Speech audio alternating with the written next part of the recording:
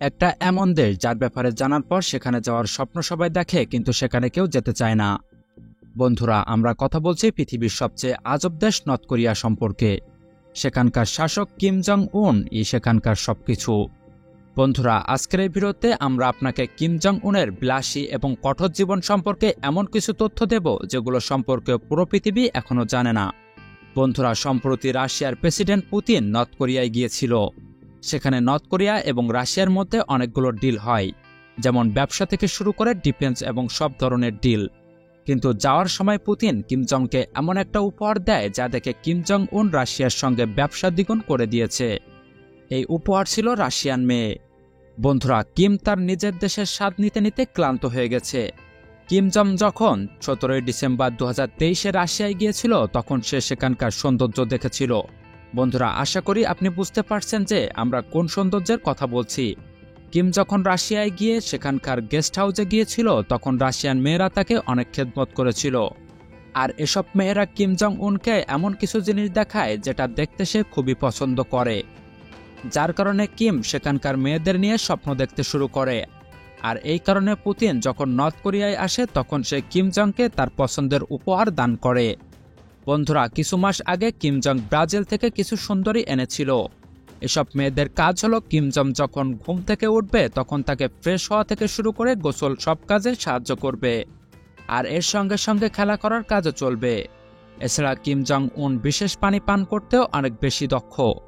বন্ধুরা, এই বিশেষ পানি মানে কি সেটা আপনি নিজেই বুঝে নিন। কিম এই পানি পান করতে অনেক বেশি পছন্দ করে। একটা রিপোর্ট অনুযায়ী কিম জং এক বছরে $35 মিলিয়ন খরচ করে শুধুমাত্র বিশেষ পানি ইম্পোর্ট করার জন্য। বন্ধুরা, কিম জং তার বোনকে তার মতো সমান ক্ষমতা দিয়ে রেখেছে। এই কারণে কিম জং উনের স্ত্রী এবং বোনের মধ্যে সম্পর্ক খুবই বেশি ভালো নয়, যার কারণে এই দুইজনকে একসঙ্গে খুবই কম দেখা যায়। যখন কোনো পাবলিক অনুষ্ঠান থাকে তখনও তাদের একসঙ্গে দেখা যায় না।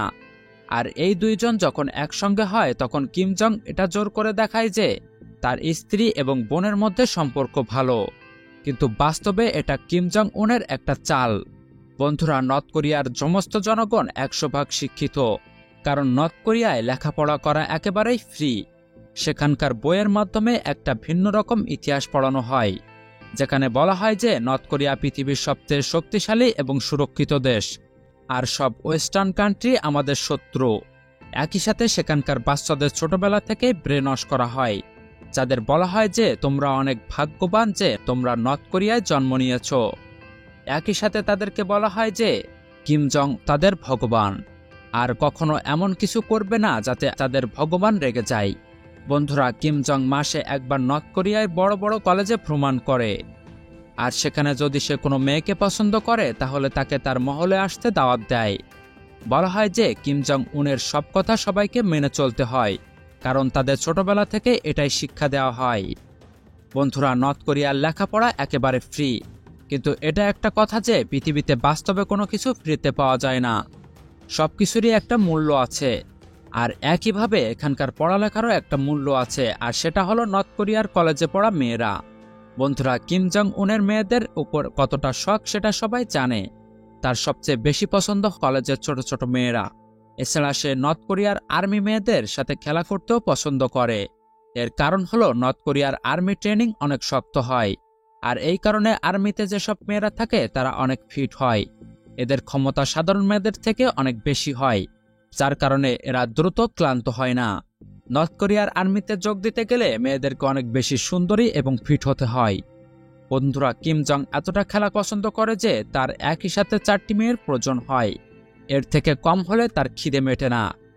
বন্ধুরা, কিম জং উন সারাদিন খুবই ব্যস্ত থাকে, কিন্তু রাতে সে দেশের রাজধানী পিয়ংইয়াংয়ে ভ্রমণ করে, কারণ রাতের সময় অনেক বেশি মানুষ মার্কেটে শপিং করার জন্য আসে।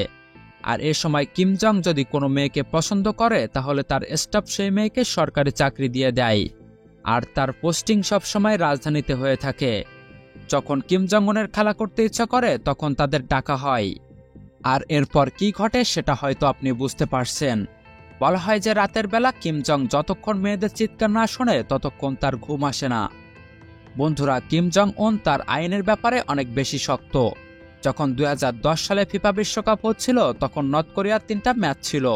তারা জানতো যে যদি দলের সব প্লেয়ার ভালো না খেলে এবং ম্যাচ হেরে যায় তাহলে ফলাফল ভালো হবে না।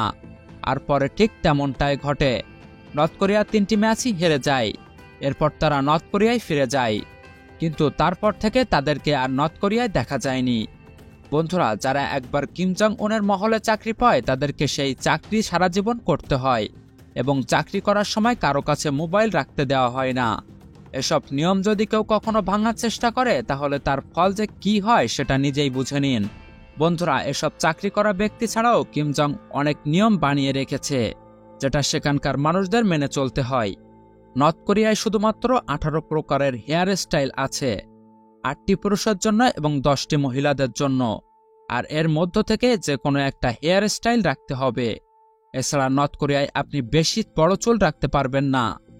সাল 2015-তে কিম জং সব ধরনের মুভির ক্যাসেট, টেপ এবং সিডিকে বন্ধ করে দিয়েছিল। বন্ধুরা, এসব নিয়মকানুন দেখে মনে হয় আমাদের জন্ম সঠিক জায়গায় হয়েছে, আর তারাই সবচেয়ে বেশি দুর্ভাগা যাদের জন্ম নর্থ কোরিয়ায় হয়েছে। তো বন্ধুরা, এসব কিছু জানার পর আপনার কি মন্তব্য সেটা আমাদেরকে কমেন্টে জানান। ভিডিওটিকে লাইক করবেন, শেয়ার করবেন এবং এরকম আরও ভিডিও দেখার জন্য চ্যানেলটিকে সাবস্ক্রাইব করে পাশে থাকা বেল আইকনটিকে বাজিয়ে দিবেন। ধন্যবাদ ভিডিওটি শেষ পর্যন্ত দেখার জন্য।